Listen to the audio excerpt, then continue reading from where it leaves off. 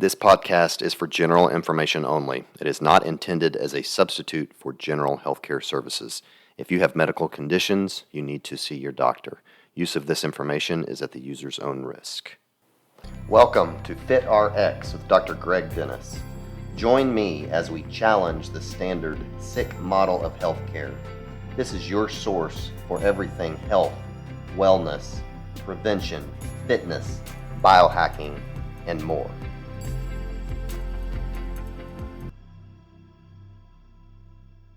Hello. In this episode, we are going to talk about healthy, more ancestral type eating, which in my mind always starts with good quality protein.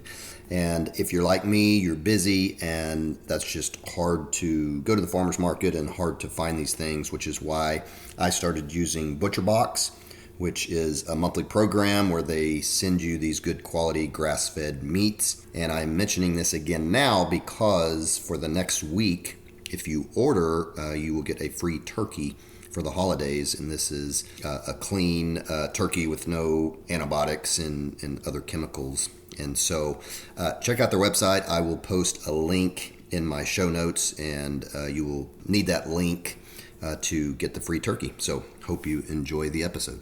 Hello, everyone, and welcome to another edition of FitRx. I'm your host, Dr. Greg Dennis, and you are going to really enjoy today's episode. My guest is Christina Schindler.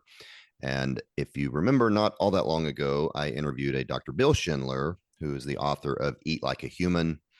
And we discussed, kind of a primitive way of eating and, how to just kind of connect with your food. And so now I'm interviewing his wife.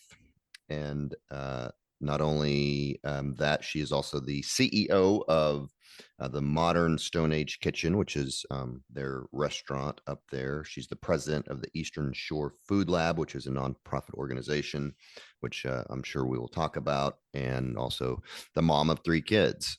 And so I'm just really excited to get her perspective on this way of eating, on this lifestyle. And when Dr. Bill, came home and started talking about eating this way and how she was able to take that and just, incorporate it into the family and the kids. And so I'm sure she can give us some just practical advice on how we can do that, with our families and everything. So just really excited to hear what she has to say. So Christina, thanks for coming on the show.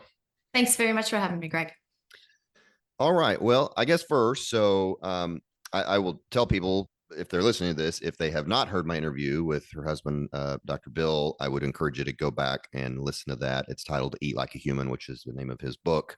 And it would make this episode make a lot more sense. And so let's start, I guess, kind of from the beginning, whenever that is, and talk about kind of your, I guess, history, maybe how you used to eat, and then maybe it wasn't this dramatic, but, I kind of view it as your husband comes home one day and, throws a pig on the counter and starts butchering and said, all right, this is how we're going to start eating. Not too far off, actually. Yeah. Okay. So talk about that and just, when he decided to start, wanted to start eating like this, what was your reaction and how were you able to kind of start changing the way you think about food and the way that you eat?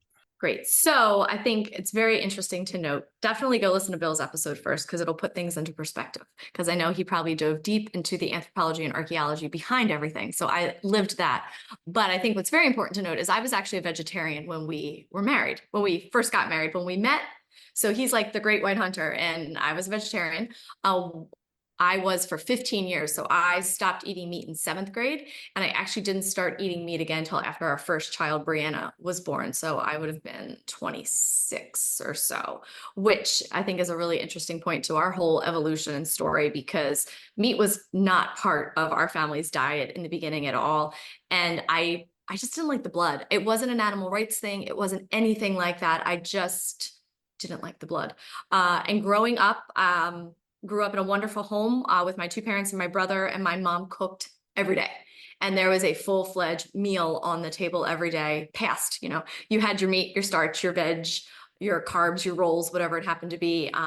So I grew up in that type of lifestyle, as well as in the morning running to school. It would be the Carnation instant breakfast. It would be the healthy cereal, which was the brown cereal with, some skim milk in it at that point in time. So I was a child of the 90s pretty much. And that's how we grew up. So it was different marrying Bill because I didn't necessarily understand the meat side of things, and where that all fit in. And also, as a family, we had a lot of conversations that evolved more when we had kids, because it was one thing when it was the two of us, you're kind of making your individual choices, even though we sat down and ate together at night. But all of a sudden, when you pull kids into it and one person's cooking and it's what's for dinner this evening, that's when a lot of things shifted for us as a family. So he finished his dissertation, where this was interesting. He created a fish processing village in the middle of the Delaware River, up between Pennsylvania and New Jersey. And we lived there for 2 weeks. Our daughter was a year at the time. And literally we ate fish. And at that point I was eating fish, but it's the first, I can't believe I'm sharing this story. I don't think I've ever shared the story. Literally on this fish processing village, we were there for 2 weeks and I was getting hungry. At one point he had bear, and he had buried bear in the ground to cook it in a pit. And there's a picture of me covered with bear grease because I literally devoured it because I was so hungry.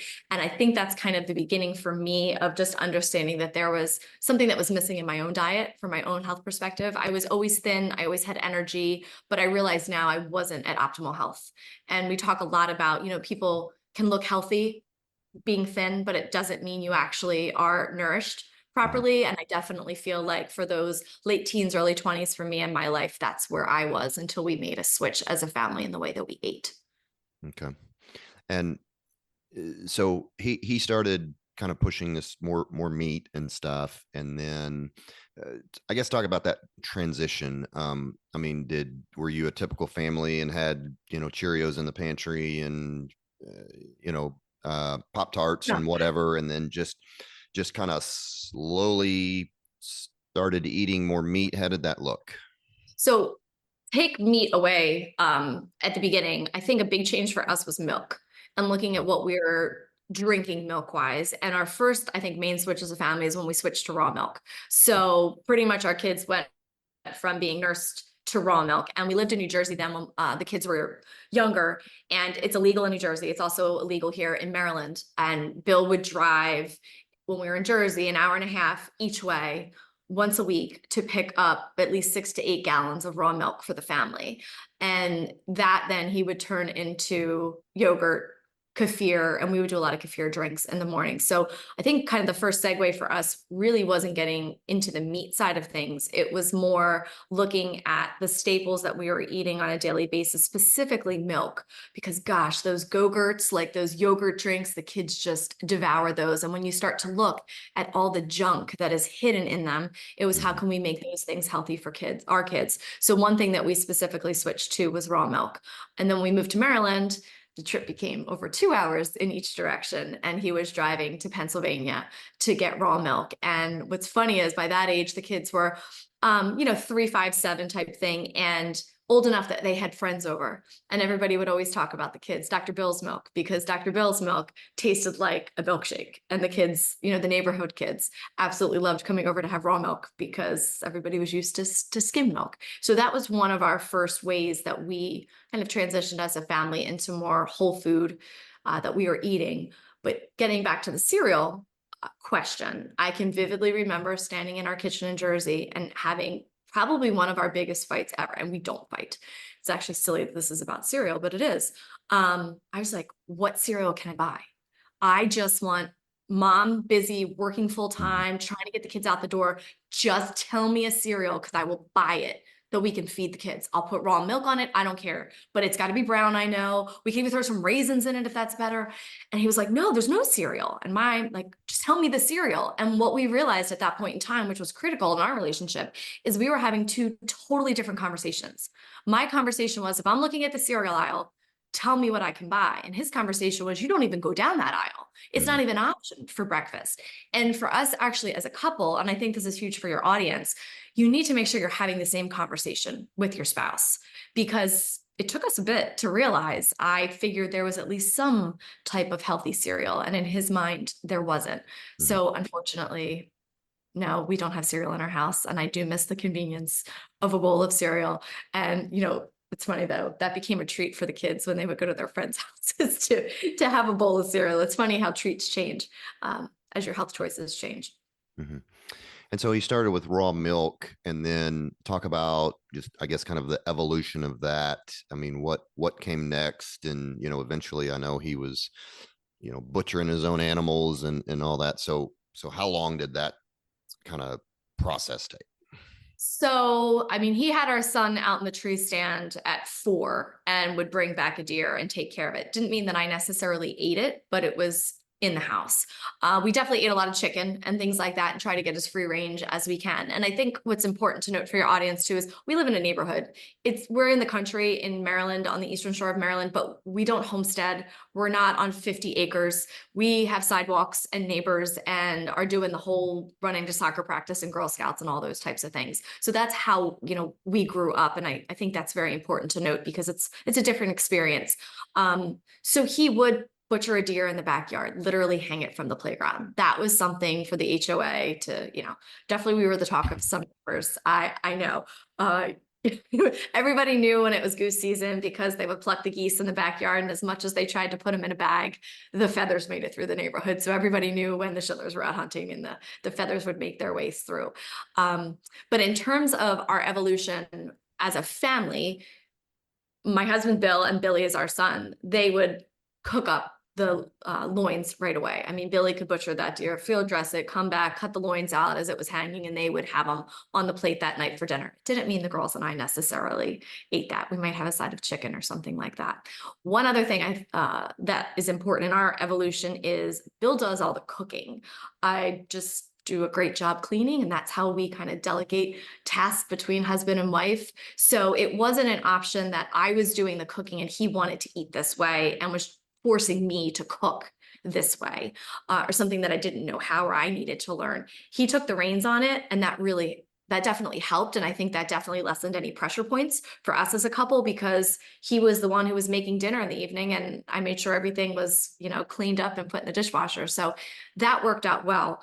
A big turning point for us as a couple in regards to this is when he filmed the Nat Geo show called The Great Human Race. So he got contacted. This was so strange. It was in his junk mail by a talent scout in January. By April, he was on a plane to Africa to film a TV show. So we were not looking for a TV show. He was not trying to be on a TV show. They were looking for a professor of bushcraft. They found him. And literally 4 months later, he was on a plane to Africa. So putting that in the framework of Bill cooks everything, and now I'm left at home with 3 kids, and he's cooking this way. How do I maintain that? And it was a huge learning curve for me. What it also was, though, was an eye-opener to all these mystery things he did in the kitchen weren't that hard. And I mean, I hate to say that, but I realized, okay, he does these things at night with like kefir. It wasn't that difficult, because the other piece with cooking in a more of an ancestral way, you're focused on the inactive time when things are happening. So it's a fermentation process, let's say for sourdough bread or to make kimchi or sauerkraut. All those millions of microbacteria, they're doing the work for you when you're sleeping, as opposed to other recipes that I was kind of used to, where you're active in the kitchen because you are doing the task. A lot of these processes to make food more healthy and nutrient dense were actually occurring when we were sleeping. So kefir was a great example. I remember before he had the show, we would go to bed, set the coffee pot. He would do this thing with grains in the cabinet. I had no idea what it was. He was scraping stuff. He would get the raw milk out, and then he would put milk back in the cabinet. And my brain from growing up, you never leave milk out. Like, it just always blew my mind how you could have milk sit out in the cabinet. And then we would have these mystery grains the next day of kefir, and we would make kefir shakes for the kids. And then he had to show me how to do it. And he showed me. And I'm like, this is all it is? Are you kidding me? This is so stinking easy. So when he had to leave to go to Africa, all of a sudden, what I thought were these big mysteries of what he was doing. And yes, it was something that you had to do every night, but you had to do it for 2 minutes literally at night to have breakfast the next morning, and it was done. So I think a big change for us as a family with eating this way is you have to be very conscious of your time, and you can't just come home and have a loaf of sourdough bread for dinner. It doesn't work. It has to ferment. You have to be able to deliberately plan for that. And that is very difficult with a family who's on the go and running to the practices and working full time and doing all the things. So for us, it was figuring out a way and a fluid motion kind of schedule, how it fit into our lifestyle. And that really made a huge difference for us as a family. Talk about your kids are older now, but when you started all this, it sounds like they were younger. And Mhm. so talk about what they would eat. You get up in the morning, they're getting ready for school. You said you cut the cereal out. So what are they eating for breakfast? What are you doing them for lunch? I mean, I've said before that even if you eat healthy at home, I mean, the kids are still going to get crap. I mean, at school or church or whatever. I mean, it's just inevitable. But I mean, what did you give them for lunch, and talk about just kind of what they ate in general? Sure. So in the beginning, totally transparent. They ate the dinosaur chicken nuggets. They ate the Kraft mac and cheese. They did probably till I'd say they were, well, our youngest, unfortunately, she didn't get really any of it, but till they were like under 5. And it's just we were busy and we didn't know any better. And that's what it was. For breakfast, they would have often sourdough pancakes with maple syrup. That was always a very big one that they enjoyed. Scrambled eggs and cheese, bacon, try to get some protein in. But in the beginning, our focus wasn't really on protein. It was just getting real food into them. And that was good for starting off the day with breakfast. Lunch, we always had like the bento boxes. And the kids joke about it now. They're like, yeah, we were those kids at school that had the bento boxes. And, we weren't the cool kids that brought the chips in the package and the goldfish. I'm like, sorry, guys, you weren't. But the thing for us with those bento boxes as a family, it just was so easy because you just put, and I'm trying to think what we put, like they liked grapes. So yes, the kids ate fruit, but it was just all real food. Was it a cheese stick? Bill has been making a sourdough bread for them since I can remember. He wrote a blog post on it. I forget exactly the number, but if you replace the bread your kids eat every day in a sandwich, and you do that by 12 years of school, I mean, the impact that you can make on their health just by simply switching out the bread is monumental. So they would always have a sandwich. There was a veg, there was a crunch. So as much as the kids didn't like it, sometimes we would make our own potato chips, or then we would try to find healthy tortilla chips, something like that. And at this point in time, we were not aware of seed oils. We were not aware of frying in animal fat. It's been an evolution. And I Mhm. think everyone listening to this needs to realize this and give yourself some grace. Pick one thing at a time Mhm. and try to cross it off and make a change, because every time you turn around, there's something else you have to worry about. And it's exhausting. And one year, Bill decided, and I'm not kidding, he was going to make everything from scratch for the kids' lunches, for us, period, to eat. Mhm. And he did. And it was the most stressful year of Mhm. our marriage, without a doubt. So there has to be a balance between, I wouldn't have known this term then, I don't think, to talk about mental health, but the mental health that goes along with food, as well as your actual like nourishing biological health. Because as nourished as we were with the food, the stress at the dinner table was what I would want raising the kids. Give us some, I guess, and I think I asked him this as well, but for me personally, I love the idea of eating this way, certainly eating whole foods, and I stress, more protein and all that, but it's hard, just day to day. It's hard. I'm a single dad. I have kids and I'm running them everywhere, and many times having to eat out. And of course, they're eating school lunches a lot of the times. And I mean, I get it. Like and I preach this stuff, and it's difficult for me. So I guess give us some practical tips on how to start. I mean, you alluded to it some, but I mean, what are some like maybe first things to cut out, and then some just steps we can take to incorporate more of this lifestyle for ourselves individually, but then our kids and like for the family. So I think one of the big things is to first look at what you eat. I mean, really think about what you eat all the time. It could be something as simple as your cup of coffee in the morning. And what are you putting in it? If you're putting pumpkin spice latte right now in that as a creamer, like read that and look at it. Mhm. Make a switch. Put in whole heavy cream. Think about the things that you yourself are eating every day and what can make a difference. And then look at what your kids are eating. Like I shared earlier, if it is a sandwich, think about the bread that you're putting that on. Is there a healthier option? The one big thing about sourdough is we do have a sourdough bakery here. And I caution people when they go out and they buy sourdough is to actually read the label on it, because there is no FDA regulation on what you can call sourdough. So if you pick up a bag of, let's just say, Hanover sourdough pretzels, because everybody knows the hard pretzel, if you flip it over and read the back of it, there's acid in it. And what that does is it's essentially shortcutting the sourdough, that fermentation process, and speeding it up to give you a sour taste, but the grains haven't been transformed at all. So I encourage you, even, and this is where it's so frustrating as a parent, it's like, okay, I know the kids maybe should have sourdough bread, and then I go to buy sourdough and it's not even real sourdough. Like, Yeah. holy, where the heck Yeah. can I actually have a trusted person? So that's where I think, finding a baker or somebody local who actually is going through a true long fermented wild sourdough process is really important. And it's also so frustrating as a parent, because you feel like you finally got a little bit of an answer and you go to find that source, and then you realize that something else has been bastardized in the process. And that's a frustrating one. So I would look at one first, what are you eating, and try to make a switch.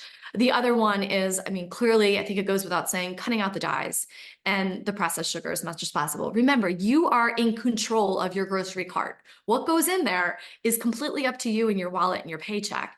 And you have to remember that. So, I mean, one thing for us was it just didn't come in the house. And that was difficult. And then, of course, the kids are like, well, nobody wants to come over to our house.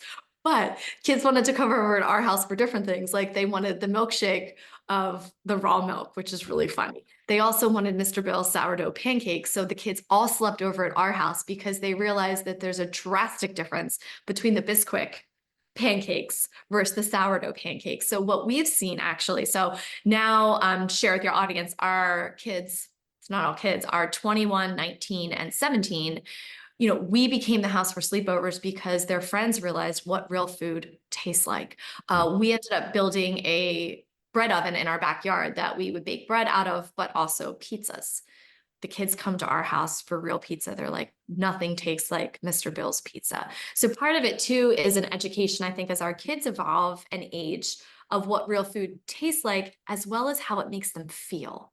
And I think that's a really big one too, because if you're eating this way at home, one thing you have is, let's say, like ammunition with your kids is when they go out to a birthday party or they have the Halloween party that's probably coming up at school right now, Mhm. and they sugar gorge themselves on things, they're going to feel the impact of it very quickly. Mhm. And not to be crude, but it is what it is. When we go out to dinner and they're used to eating clean, and you struggle to find a place to eat clean, and you literally are looking through the menu to find what you think is the healthiest thing. And when you get home, everybody's running to the bathroom. I mean, it's like a joke in our house, like, who lost dinner? Like, there goes $150 literally down the drain. That's Mm. very frustrating. Yeah.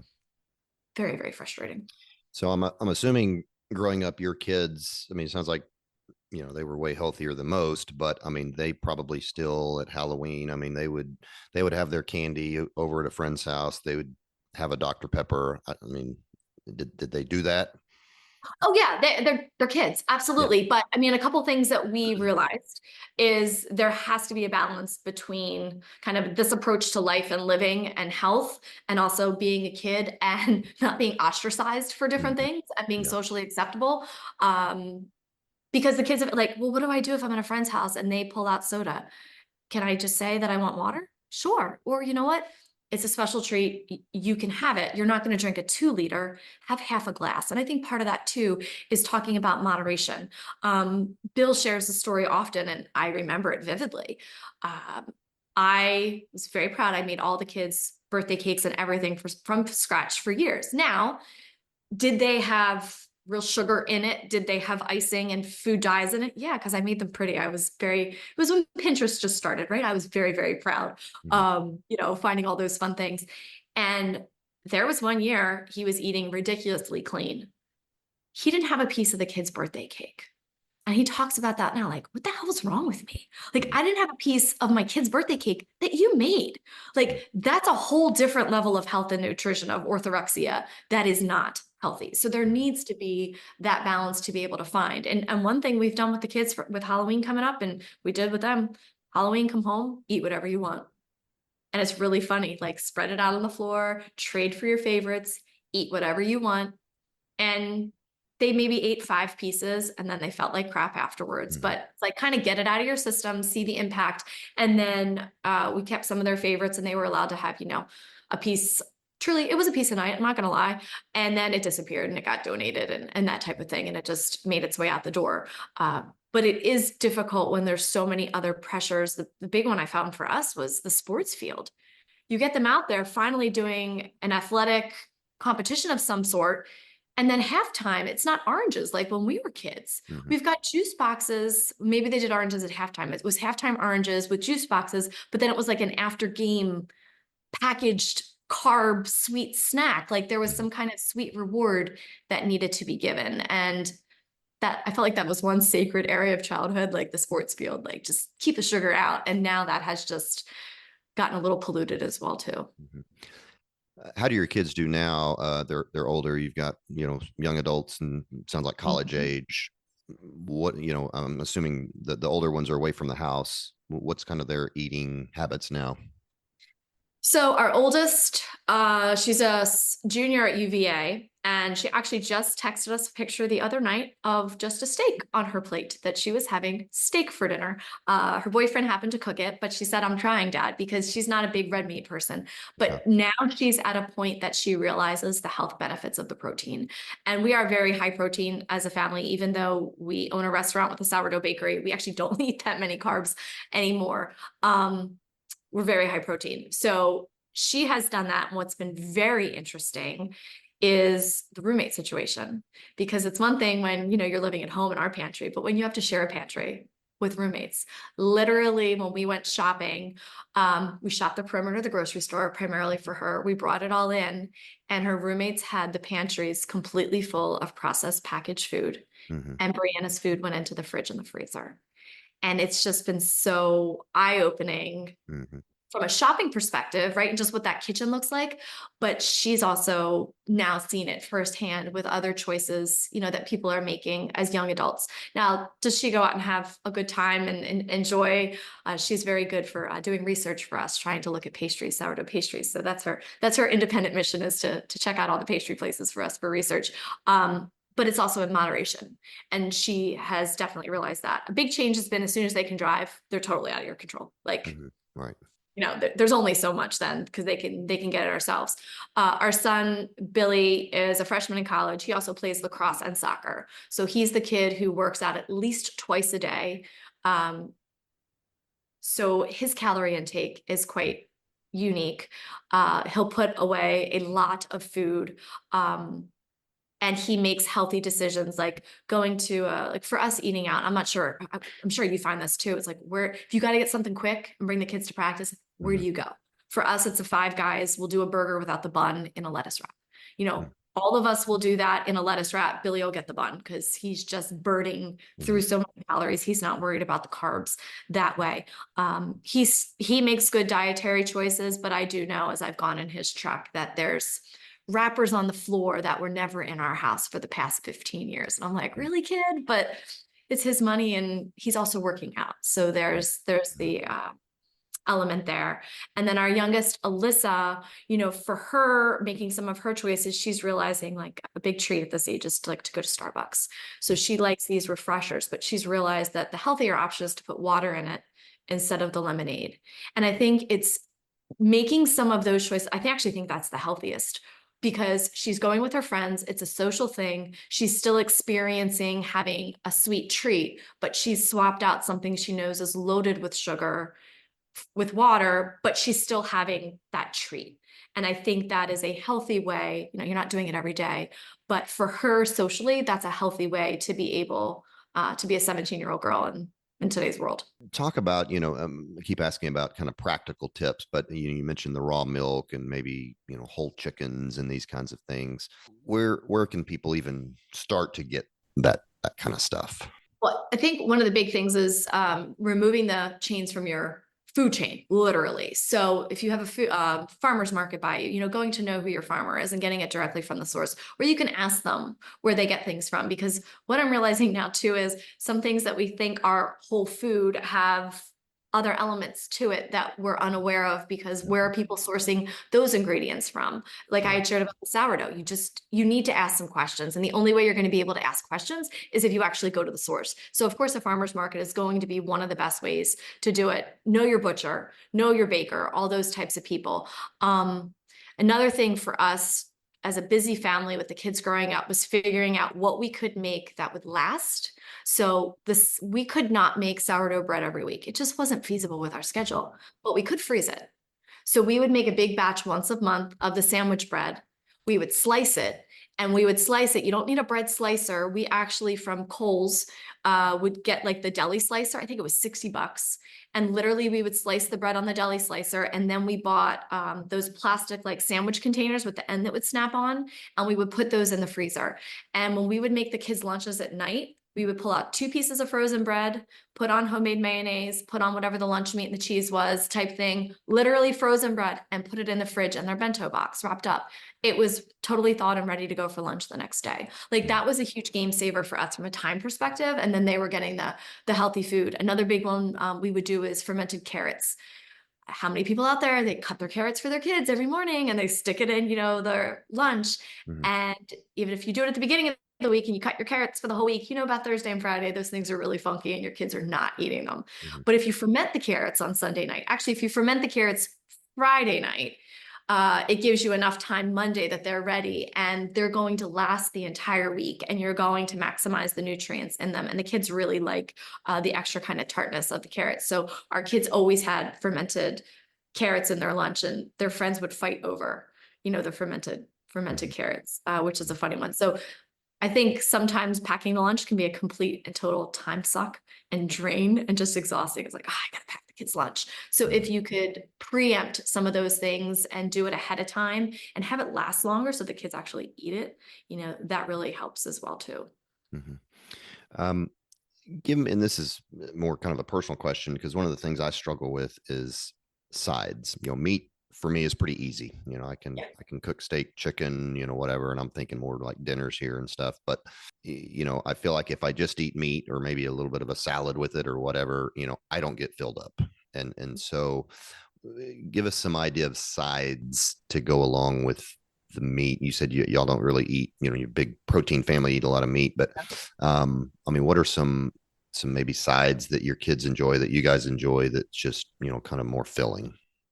So I'll get to that point in 1 second, but I just do want to share that our view of what a meal has completely changed as a family. I grew up, like I shared in the beginning, where we sat down as a family, which was absolutely wonderful. And we passed dishes of different food categories, essentially, right, around and enjoyed that meal. To me, that was always a meal. Like you needed the 5 basic food groups to pass around. Now it's different. What a meal is we're sitting down and we're having conversation. And yes, we're enjoying food, but it's more about the time that we're spending together. It's not about that we have these food groups. So an example is last night we had ground beef with cheese on it, and that was dinner. And that's okay. That would never have been okay with growing up. Like that would have been, where's the other? Where's the sides? Where's those other things? But we had enough ground beef that it filled us all up. But getting back to your question then about sides. So with that, what we could have done, or what we often do, is we have a fryer at home that we have animal fat in it, lard, because there's something that's really good about some fried food. And I don't mean like fried chicken nuggets or anything like that, but fried Brussels sprouts. That is one of our biggest go-tos as a family. We love fried Brussels sprouts. So for your folks listening, big conversation, of course, about nut and seed oil. So that's another thing within your house is just, and this is when your kids are not going to feel, because they're not looking at what type of salad dressing. They might be looking at the flavor of the salad dressing, but they're not looking about what's actually in that salad dressing. Get rid of all industrial nut and seed oils. Go through your pantry, throw it out. Do not donate it. It's not really food. Just get rid of it. That is a huge piece. And truly, it is one that I can't think of one child who is ever going to understand the impact of that. They just don't feel it or taste it. So for us, we got rid of all seed oils and replaced it with lard. And literally next to our stove, we have probably right now about 6 different containers of various animal fats. Whether it's, we rendered off the bacon fat and we use that when we cook our eggs, schmaltz, lard, tallow. Bill can tell you all the other white things that are there. But those sides, we fry a lot. It's a very small size fryer. We got it off Amazon, and we just put the lard in it, and that works really well to be able to put things in and fry sides. Another thing we do is we'll make potato chips and we make French fries. So something that we focus on a lot is the processing behind that food and the why behind it to make it as healthy as possible. So by far, definitely peel all your potatoes as much as we were told back in the day that all the nutrients are in the skin. Yes, they might be in the skin, but so are all the toxins, and it doesn't outweigh it. So peel those potatoes, peel any brown spots. You do not want to eat that. That is just concentrated toxins. You want to get rid of those right away. And we ferment all our potatoes. We do that here at the restaurant, and we do it at home. So in a 2.5% salt brine, we ferment all our potatoes to release the toxins and also increase the nutrient density and get rid of the water that you soak them in. That's one of the things. It's not like sauerkraut juice that you're going to drink. Absolutely not. That's water that you get rid of because it's got the toxins in it. But we will have French fries. So we'll have a burger and we'll have French fries, but the fries are fermented and they're fried in lard to optimize the nutrition. So what we really try to do is look at foods that we eat every day as a family or that our customers do and replace them with the healthiest version possible. And we literally did it with the kids at home, and relative, I think they're okay. It worked, and now we're doing it for our community here. And do you eat many vegetables and fruits? So with vegetables, we are very aware of oxalate levels in the vegetables. So we look at vegetables that are very low in oxalates. So we used to have spinach, and we would do a sauteed spinach at night. We haven't had spinach or kale in our house. We used to do kale chips. Again, so it's so frustrating because you think you're being healthy. Like, okay, I'm feeding my kids kale, like baked kale. Are you kidding me? And now I'm being told that's not healthy, and I'm poisoning them with oxalates. Like, what? So we've made switches that way. Definitely, we've made a lot of switches that way. Bill has a very strong sensitivity to oxalates. I don't feel it as much, but he drastically does. And it's made a huge difference in his own physical health. I can't say that the kids had enough to be able to make a difference. So veg-wise, we look at things that are low in oxalates that also are seasonal. So just coming into the fall season now, butternut squash with fermented butter and local maple syrup is like the best. That type of thing that we would do with a side of a steak or chicken or something like that. Okay. And fruit, we do fruit, but we don't do, I remember the kids, we used to have bananas just sitting on the counter and apples. We don't do it as much. It's more berries. It's more grab and go to be able to put into a yogurt, things like that we do as well. Okay. How do you feel eating this way has impacted your own health? Especially starting off being a vegetarian, and how do you feel now at your age? What kind of impact do you think this has had on you personally? I think a huge one is my energy level, and it's difficult to pinpoint it to diet versus where you are at the age of raising kids and just being mentally, and physically drained. But I just feel like getting up in the morning, I have so much more energy and I'm sustained throughout the day. I also don't have those cravings that I remember. So I'm a former educator, and I can just remember, walking into the teacher's lounge, and there's just always stuff on the table and just feeling the need to snack. And was I hungry? Was I not hungry? But just always, like, that doesn't happen anymore. We pretty much intermittent fast, and we don't eat anything. Bill and I split a meat lover's omelet every day with a side of bacon and a side of sausage here at the restaurant. That's like our thing. So we split our omelet at 11 because breakfast closes at 11, or we would probably push it till after 12. But that idea of snacking, and I'm around food literally all day long, doesn't happen anymore. And I think it's interesting because I'm around healthy food, it doesn't happen. But when I was around the cakes and the cookies and everything that was on the absolutely. Like, it's that self-fulfilling. You just had that hankering and the snacking. So that has been a huge difference for me. So we talked briefly when I interviewed Bill about the restaurant, but tell us a little bit more, I guess, if you will, about the restaurant. It's called the Modern Stone Age Kitchen. Just kind of talk about that a minute. Yep. So we own a restaurant, which Bill and I said we would never, ever, ever do. We met in a restaurant in Princeton when we were both in college. And he was a professor, and I was a supervisor of special education. We were very happy and content in our two income families and education world, and COVID hit. So during that time, Bill was at Washington College, and he had created a nonprofit called the Eastern Shore Food Lab. And when COVID hit and everybody went home student wise, it was like, well, what the heck can we do to be relevant? And at that point, he was teaching sourdough classes. He was teaching classes to students in the community about how to eat in this approach ancestrally. And we knew we had a lot of flour, and the social action committee in town here was giving out bags of food to people in need. And we saw it was like white Wonder Bread. And he's like, well, at least I can make sourdough and we could donate that. So our oldest, Brianna, was 16 at the time, and she was bored in online school. So she's like, Dad, I'll come up with you. So they would bake between 80 and 100 loaves of sourdough bread a week and donate it to the social action committee. And then the flour ran out. And Brianna, again, was still bored in online school. And before he had the food lab here for the students, they were always at our house. So literally down our basement at home, we had put together a commercial kitchen. It was not certified commercial, but from restaurants that have gone out of business, we literally had the oven and the 3-basin sink with the dish. Like we had the whole thing because we had students at our house all the time. So she's like, can I start a sourdough business from the basement and then our wood-fired oven in the backyard? And we're like, sure. I mean, it's the middle of COVID, right? So this was Easter of 2020, like the heart of the beginning. And she put samples out. She made Rise by Brianna and put out samples to our neighbors.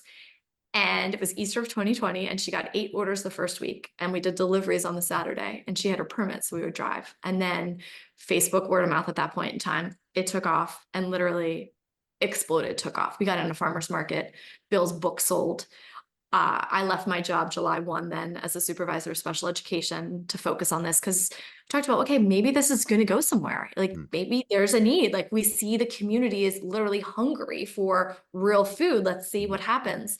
So I left, and when things opened up, we brought Rise into here, his food lab, and we tried to make it work with the college, but it was just very difficult.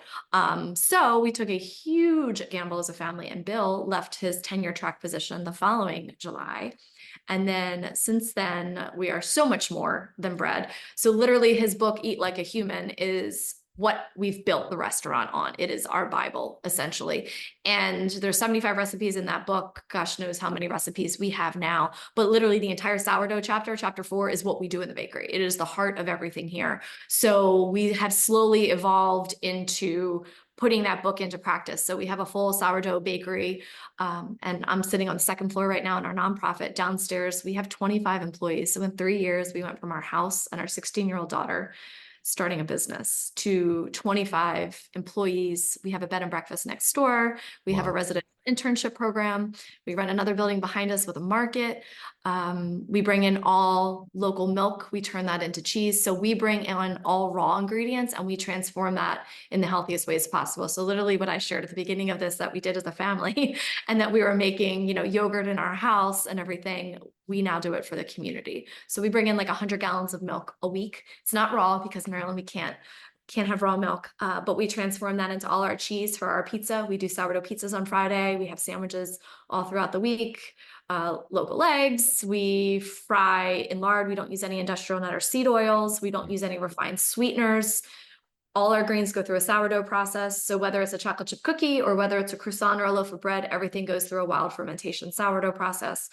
We nose to tail butcher everything. So we make all our bacon, our sausage, all our lunch meats. So literally we make everything that's here. So when people ask like, why don't you have a Waldorf salad? Well, because we haven't made blue cheese yet, because that takes a really long time. So literally our menu is dependent on what we physically can make in our space. So it's funny how things have evolved. Yeah, very interesting. So what is obviously y'all are doing well, but the community, the people that go in to eat, do they go there because they're trying to eat healthy? Do they just have, through word of mouth, have they just heard this food's really good, and so they go there for that? Because most people, we care about the health aspect of it, but that's not the majority of people out there, especially here in the Midwest. They just want to go eat somewhere and they want a restaurant that tastes good. Is that more of it? Is that you just got the reputation, hey, this is good food and that's why they go, or are they seeking the health benefits?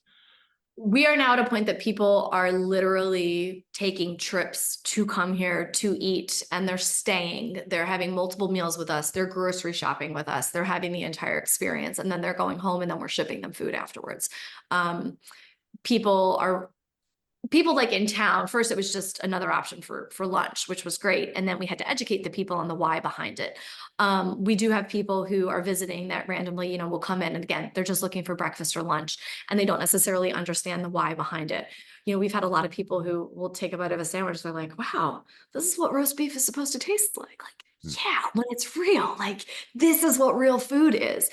We've now been open for 3 years, and what's interesting is we have seen the physical transformation of some of our customers physically as they walk through the door, who have just slimmed down and they'll eat with us, they'll buy bread with us, they'll buy our peanut butter, they'll buy our ketchup and our mayonnaise and all those types of things. And now they're seeing the health benefits at home as well. That is really exciting and really encouraging. But we do have people that follow us online, like, I've been following you, and I'm coming down for a weekend, and I can't wait to eat with you, and I'm coming for pizza on Friday night, and then I'm going to be there for Saturday, and they do the whole thing. The other piece we do is classes. So through our nonprofit, we do a lot of cooking classes, and we want to meet people where they are. So if they want to come in and buy a loaf of bread, that's great. But if they want to learn how to make it, we've already gone through all the troubleshooting of it. Like, let's help you out. So we do classes mostly every weekend, if not 2 times a week. And we do private classes as well as online classes where people can come and learn. And it's been really rewarding.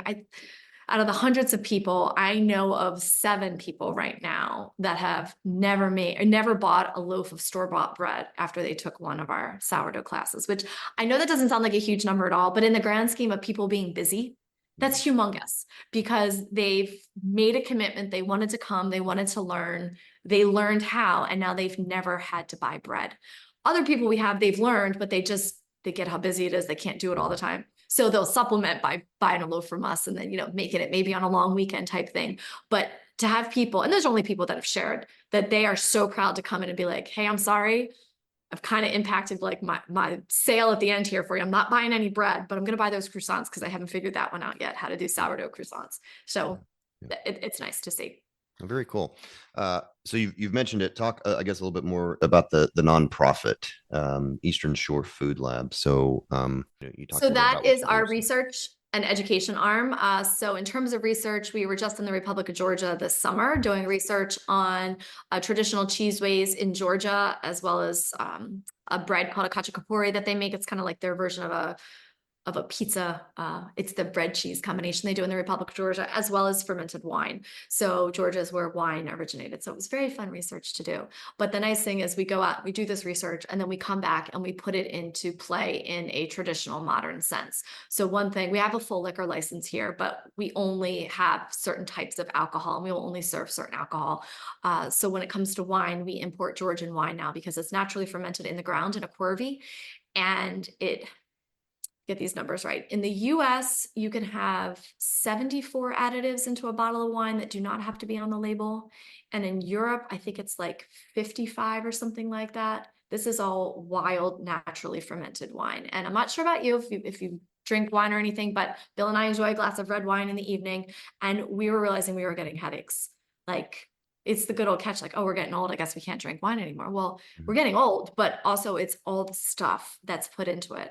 So we've switched now to Georgian wine, and those headaches have disappeared. And it's actually been very interesting to see how many people are now coming in for the Georgian wine, and they've been able to say the same exact thing. So we do a lot of the research, that type of thing, but we also do internship opportunities for people. So whether they're local and they want to come in and essentially stage, that's a word like in the restaurant industry where you come and you learn.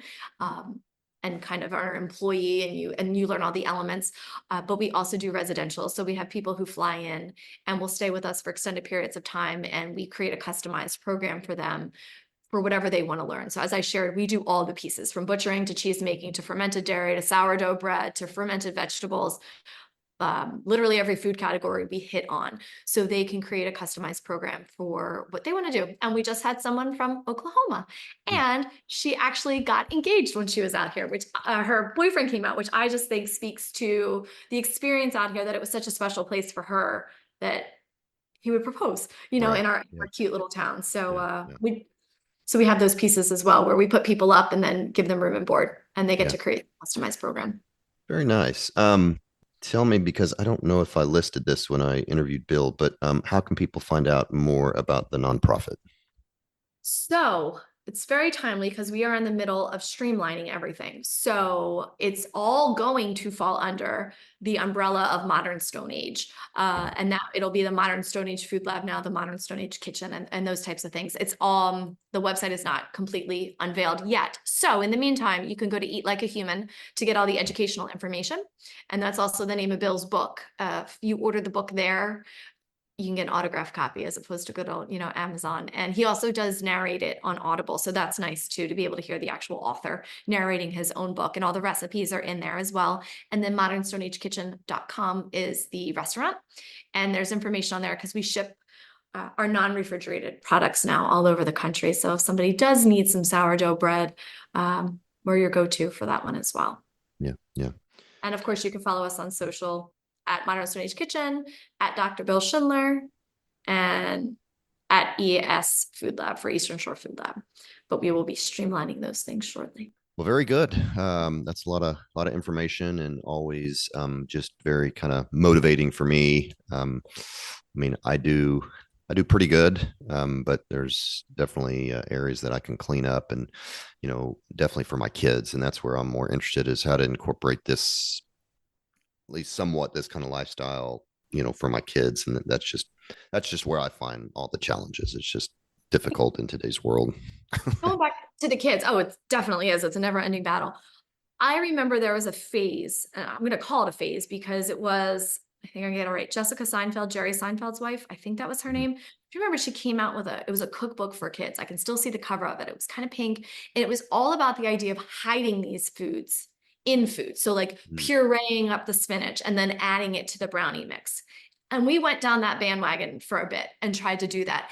And what we realized is we need to give our kids some confidence, and they need to know what's in their food. Because Mhm. if we start hiding things, that's exactly what we're pissed off about that Mhm. big business was doing, because they're hiding all that junk in there. So why would we want to hide the healthy things in there? Mhm. And that was a big one for us as a couple and as parents, because wait a minute, forget this. Like, let's tell them what's in it. Let's not hide the stuff, because we're just propagating the same thing that we're pissed off about in a healthy way, which isn't true. So I remember doing that and trying to hide it. And now we're just very honest with the kids. We do an ancestral burger here, which is nose to tail. So Bill has figured out the ratio of liver, heart, kidney in a cow. And then he's put that ratio now into a burger. So it's an ancestral burger. So the kids are still getting their organ meat.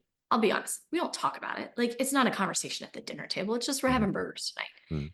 No, we just don't talk about it. He's also done some really like things that didn't work. Like, he put fish eggs in one to try to up the protein. That was the most disgusting thing we've all like. It was absolutely disgusting. Oh, that was horrible. But this ancestral burger is fantastic, and we can't keep it on the shelves downstairs because Mhm. we also sell that in the reach-in for people to be able to come and get. So one thing I think it is talking to your kids about food, educating them, trying not to hide things from them, and having those true conversations, because they're getting it from every single way. If I get one more thing from my kids about what they saw on TikTok, like Mhm. seriously, they're getting the education. So you should be the first one there Mhm. helping to educate them along the way. Yeah. Yeah. All right. Well, good stuff. Well, as we wrap up here, my listeners always know I ask my guest if they could give us one health tip to make us healthier today. What would you say to that? Give yourself grace. There's so much that is going on, and you're getting information from so many different outlets. And when you think you're doing something right, and then you find out, like the kale, that there's something else with it, just know that this is a process and it does not happen overnight. And be okay about that. Do not beat yourself up about it, because you can go into a spiral as a parent, and that's not healthy for anyone. So Mhm. give yourself some grace, take one thing at a time, make that change, and don't try to do everything at once, because unfortunately, it's really it's not attainable. And you need to make things attainable for yourself and for your kids. Yeah. Great advice. All right. Well, thank you so much for your time. You're And very welcome. certainly appreciate everyone listening. And we will talk to you next time. Thanks. Thank you for listening to Fit RX. I invite you to share this with friends and family. If you would like to contact me, you can visit our website at fitrxwellnessok.com, or you can email me at drgreg@fitrxwellnessok.com.